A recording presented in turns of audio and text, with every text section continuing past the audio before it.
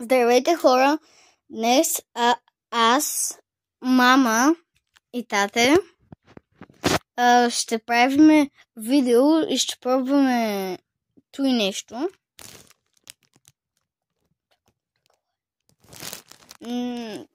Не знаем какво е.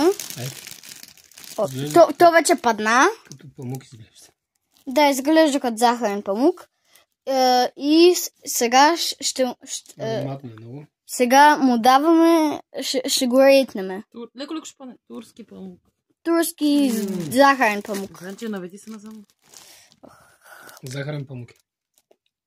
Не е толкова сладък, е по-сух. Как бе? Много е сладък. Време и аз да го пробвам.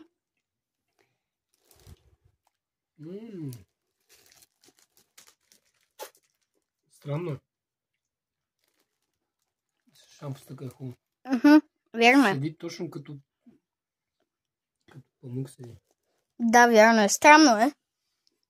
Странничко е това. Малко прилича на... Първо си помислих, че е Косми. Не са бързо. Да, на Косми прилича. Но е по-различен от захарния памук. Да. Това може да се каже. Много по-различно е. По-финна. Прилича даже... Би го приличил на Косми и на паяжина. Толкова е финно. Време е за оценка. Да се кажем мненията. Отлично.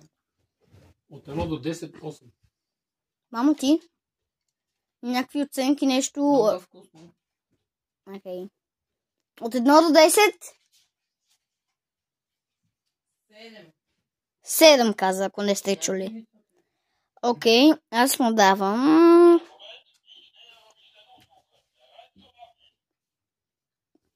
Аз му давам 5. Хубаво е, ама и с шамфастъка е много хубава комбинация, но някак си просто е твърде странно.